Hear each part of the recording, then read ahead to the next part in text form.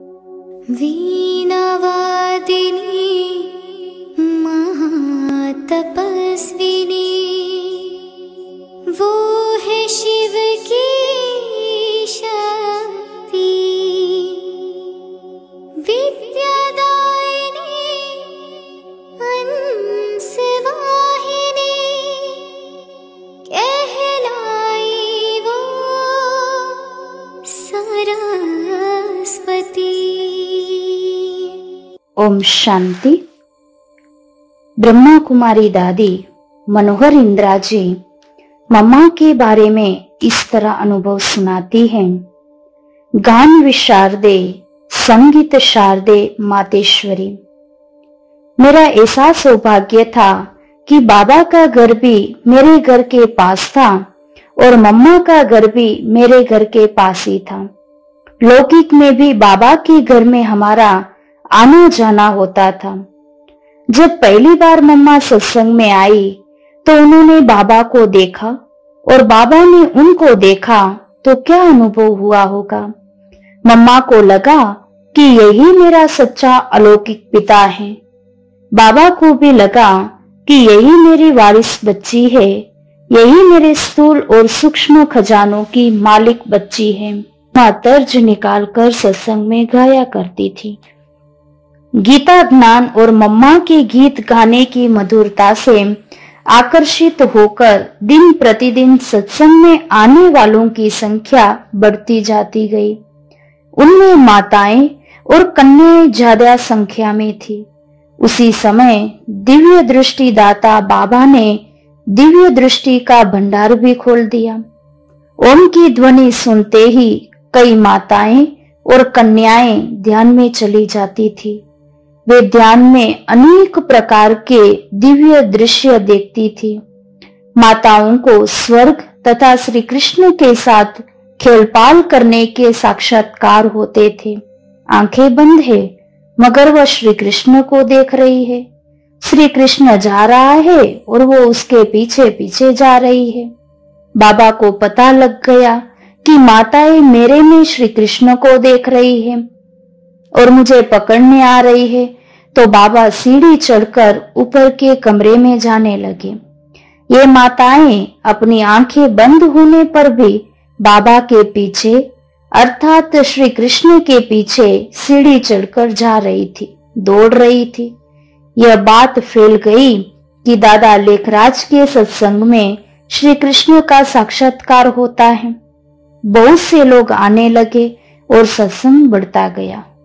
जैसे जैसे सत्संग बड़ा होता गया वैसे वैसे मम्मा की जिम्मेवारियां बढ़ती गई।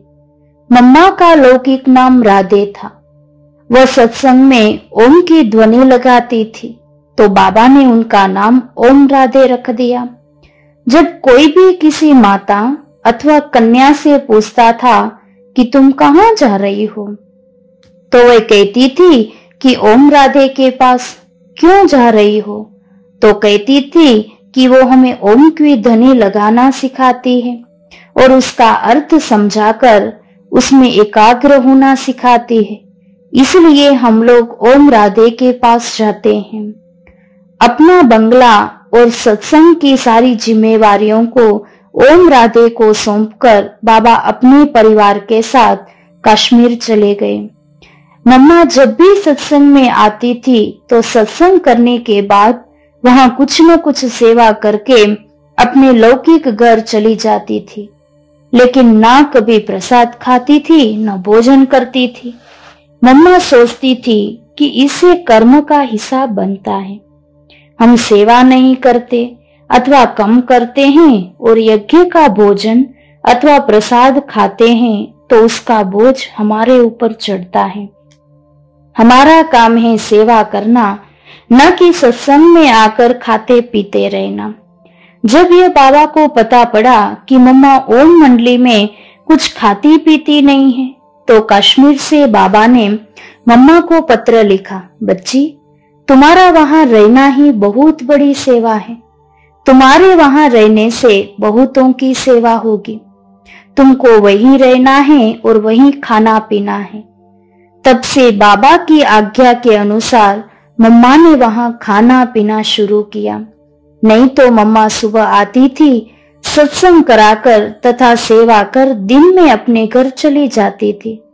इसी प्रकार शाम को आकर फिर रात को चली जाती थी। जब मैं मम्मा ने यज्ञ में रहना आरंभ किया, तब से मम्मा में बहुत परिवर्तन आने लगे। बाबा कश्मीर से मम्मा के नाम, दादी कुमारका के नाम और दादी चंद्रमणि के नाम से पत्र भेजते थे। लिखते थे कि यह ज्ञान का पत्र है, इसको पढ़कर धारण करो और साथ साथ सत्संग में सुनाओ। मम्मा तो वैसे कर लेती थी, लेकिन कुछ बहनें डरती थी, तो मम्मा उनमें धैर्य और साहस भरकर ज्ञान सुनाना सिखाती थी। छोटी छोटी कन्याएं करीब 16, 17, 18 साल की बाबा से आए हुए ज्ञान पत्रों को पढ़कर सुनाती थी।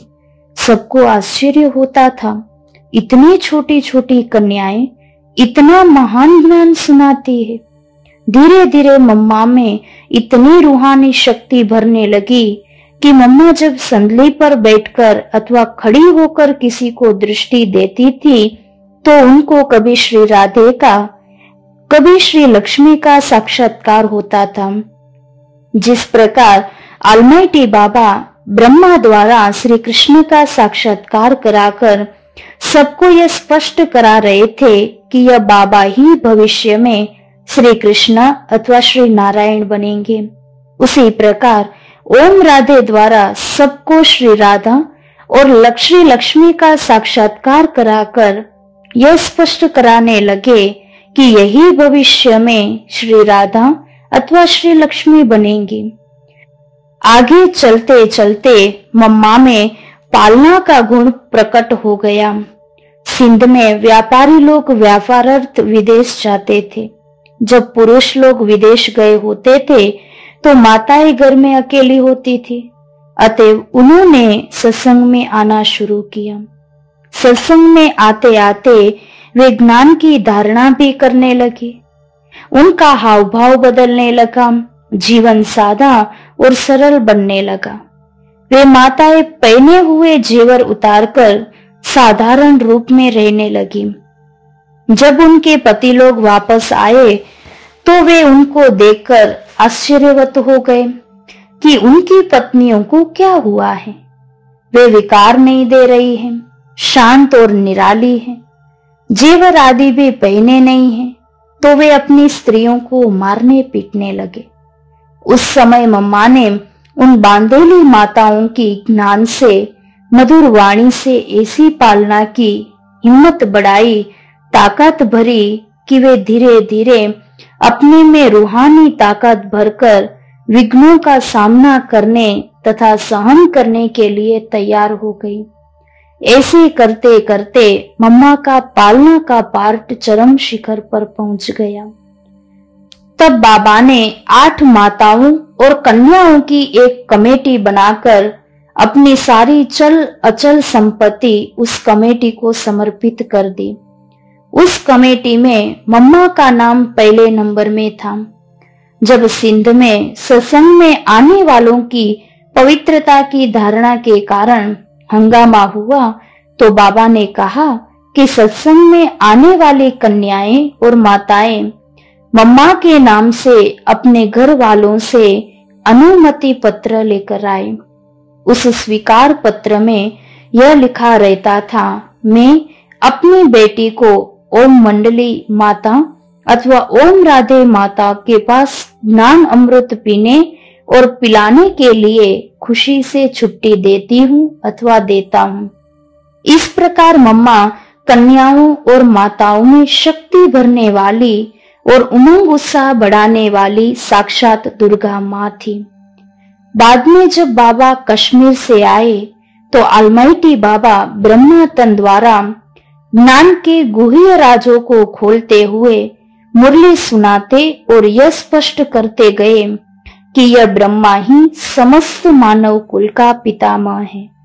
यही भविष्य में श्री कृष्ण तथा श्री नारायण बनेंगे और यह ओम राधे ही जगदम्बा सरस्वती ब्रह्मा की बेटी है। यही भविष्य में श्री राधे तथा श्री अनुराधे बनेंगी।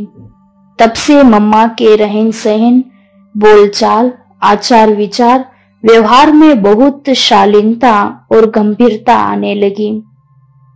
हमने मम्मा को जल्दी में चलते हुए देखा ही नहीं। वे हमेशा धैर्यवत और योग युक्त होकर चला करती थी। कई लोगों को घर बैठे मम्मा का, बाबा का तथा कभी कभी श्री लक्ष्मी, श्री नारायण का साक्षात्कार होने लगा। सत्संग में बच्चे भी आने लगे। बच्चे भाषण करने लगे और ज्ञान सुनाने लगे तो सुनने वालों को बहुत अच्छा लगने लगा। इस प्रकार सेवा खूब अच्छी रीति चलने लगी। फिर बाबा ने कराची में बड़े बड़े बंगले लेकर वहां ओम निवास खोला। हम सब ने कराची में रहना आरंभ किया। कराची में मम्मा का यज्ञ माता का पाठ शुरू हो गया। उस भवन में करीब 450 समर्पित भाई बहनें रहने लगे। माताएं अलग, कन्याएं अलग और कुमार अलग। इस प्रकार 4 अलग अलग भवनों में रहने की व्यवस्था की गई। मम्मा कन्याओं के साथ रहती थी। बाबा का बंगला अलग था। अमृत वेले से लेकर रात तक की हमारी दिनचर्या मम्मा के हाथ में होती थी। सब व्यवस्था मम्मा के निर्देश में ही संपन्न होती थी। मम्मा हर बात में बड़ी एक्यूरेट थी। उनका हर कार्य और व्यवस्था नियम प्रमाण चलते थे। मम्मा ने हमें कहकर कोई सेवा अथवा पाठ नहीं सिखाया। उन्होंने सबसे पहले खुद करके सिखाया।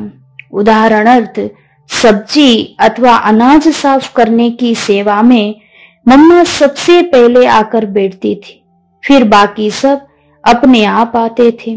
वे ऐसे नहीं कि हरेक को बुलाती कि तुम आओ तुम आओ। हमने देखा मम्मा ने वाचा से बहुत कम काम किया और कर्मणा से अधिक। पहले खुद कर्म करके सबको सिखाया।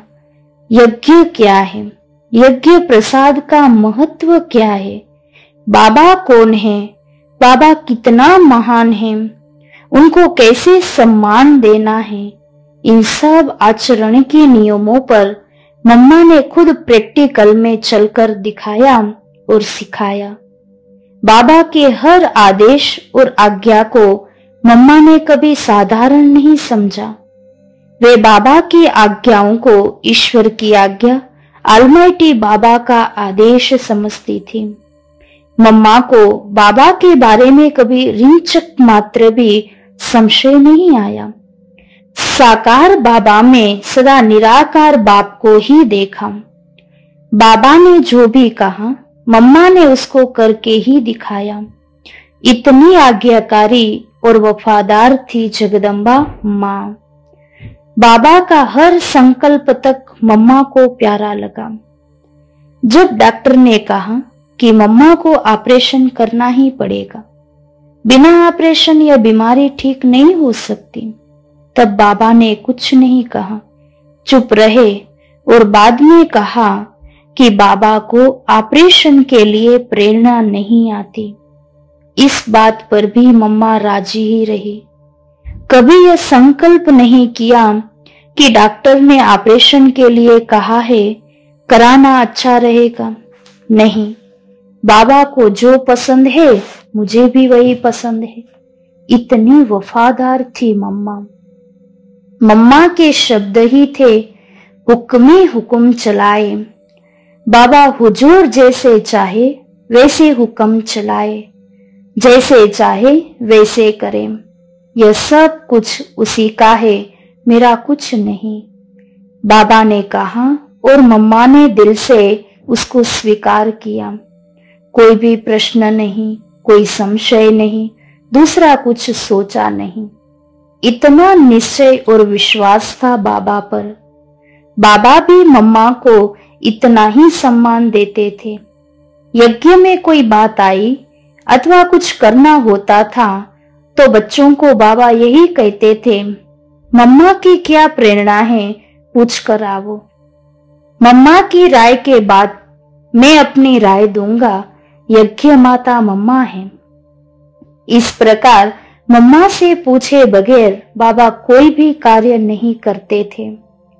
घर में जैसे माँ होती है, बच्चे की हर बात पर ध्यान देती है, उसी प्रकार मम्मा यज्ञ वत्सों के हर क्रियाकलाप, उनकी शारीरिक, मानसिक, पारिवारिक और आध्यात्मिक जीवन की प्रगति के लिए हर संभव ध्यान देती थी। समस्याओं का समाधान करती थी, प्यार दुलार से पोषण करती थी। मम्मा हर यज्ञ वत्स का दिल जीत लेती थी। सब कुछ करते हुए भी ज्ञान की गहराई में जाकर ज्ञान के रहस्यों को सुनाते हुए भी कभी सुनने वालों को यह महसूस नहीं होने देती थी कि यह मेरी विशेषता है। हमेशा शिव बाबा की ओर ही उनका इशारा होता था। एक बाबा की तरफ ही सबका ध्यान खिंचवाती थी। मम्मा बच्चों की जिस्मानी और रूहानी दोनों प्रकार की पालना करती थी। इस प्रकार मम्मा का नाम यज्ञ माता जगदम्बा सरस्वती पड़ा। बाबा के सामने मम्मा मुस्कुराकर एवं सिर झुकाकर केवल एक बात कहा करती थी, हाँ बाबा अथवा जी बाबा, अन्य कोई शब्द ही नहीं। बाबा मम्मा को मम्मा भी कहते थे और बच्ची भी कहते थे। यज्ञ में हमेशा यही रिवाज रहा कि बाबा की मुरली से 10 मिनट पहले क्लास में मम्मा ज्ञान सितार बजाती थी, बाद में बाबा आकर ज्ञान मुरली बजाते थे। ज्ञान की देवी, विद्या की देवी होते हुए भी मम्मा का पढ़ाई से इतना प्यार था कि वह दिन में 3-3 बार मुरली पढ़ा करती थी। मम्मा कहती थी, देखो मुरली को जितनी बार पढ़ेंगे उतनी बार हमें ज्ञान का नया नया खजाना मिलेगा। मम्मा की विशेष धारणा थी अंतर्मुखता। मम्मा सबके साथ होते हुए भी अपने आप में अकेली रहती थी। अलमाइटी बाप के साथ वार्तालाप करती रहती थी। मम्मा अमृत वेले 2 बजे उठकर अपने कमरे में कुर्सी पर बैठ एकांत में बाबा को याद करती थी। दिन में कर्म करते समय भी ज्ञान के मनन चिंतन में मगन रहती थी। मम्मा ने कभी हंसी मजाक करके अथवा व्यर्थ बातें करके अपना समय व्यर्थ नहीं गवाया। मम्मा किसी का ध्यान अपनी तरफ आकर्षित होने नहीं देती थी, सदा उस माँ बाप की ओर ही इशारा करती थी। मम्मा में बहुत मधुरता थी तो निर्भयता भी उतनी ही थी। मम्मा कहा करती थी कि जीवन में जिस भगवान से डरना चाहिए वही हमारा बन गया, फिर डरना किससे? डरता वह है जो पाप कर्म करता है। हम तो श्रेष्ठ कर्म सत्कर्म करने वाले हैं, ईश्वर की मत पर चलने वाले हैं, तो हम क्यों डरे? खाने पीने में भी मम्मा की कोई आसक्ति नहीं थी। उन्होंने कभी यज्ञ प्रसाद की ग्लानि अथवा टीका टिप्पणी नहीं की। जो मिले, जैसा मिले, जितना भी मिले, उसको आदर से और अनासक्त भाव से स्वीकार किया। अंत में हम यही कहेंगे कि मम्मा गुणों की खान थी, 16 कला संपन्न थी, सर्वगुण संपन्न थी, मर्यादा कुलोत्तम में थी। अच्छा, ओम शांति।